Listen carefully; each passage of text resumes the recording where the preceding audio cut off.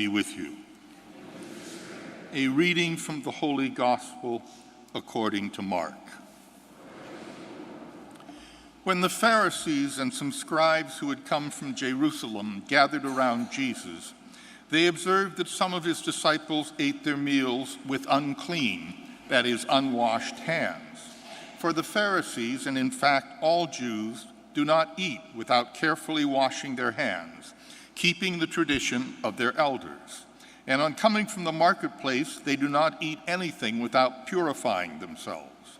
And there are many other things that have been traditionally observed, the purification of cups and jugs and kettles and beds. So the Pharisees and scribes questioned Jesus, "Why do your disciples not follow the tradition of the elders, but instead eat a meal with unclean hands?" He responded, "Well did Isaiah prophesy about you hypocrites, as it is written, 'These people honor me with their lips, but their hearts are far from me. In vain do they worship me, teaching as doctrines mere human precepts. You disregard God's commandments, but cling to human tradition.'" He summoned the crowd again and said to them, "Hear me, all of you, and understand. Nothing that enters one from outside can defile that person, but the things that come out from within are what defile.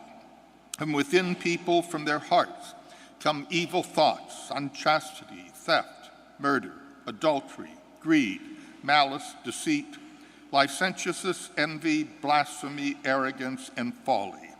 All these evils come from within, and they defile." The Gospel of the Lord.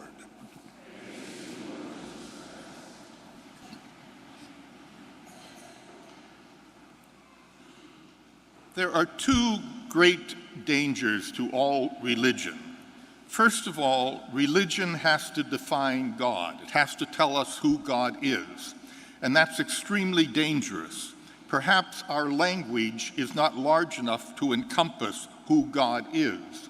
Perhaps our imaginations in their wildest dreams can't imagine who God is. We say that we simply, when we define God, we then put limitations upon him, and God is limitless. We call God he. How do we know that his gender is male?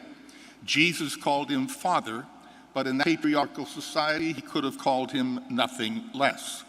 The great mystics throughout the centuries always told us that the most we can say about God is who he is not, never who he is. And the second great danger of all religion is staying focused. We need to be focused on the message of Jesus Christ, which is a relatively simple message. We love one another, we take care of one another, we feed the hungry, clothe the naked, welcome the stranger. We're people who tear down walls rather than build them. But all religion loses focus every once in a while and veers off this way or that way. It's precisely what happened in the Catholic Church, and it's why we're in the mess we're in today. We lost the focus, and we got over here into clericalism. Father is better than the rest of us. Father is holier than the rest of us. Father is on a pedestal. And what did we get but a clerical church? And what is it? It's nothing more than an old boys club. And what do old boys clubs do? They take care of one another. And that's how we got in the mess we're in today. Whenever you confront a challenge in life, ask yourself, what would Jesus say?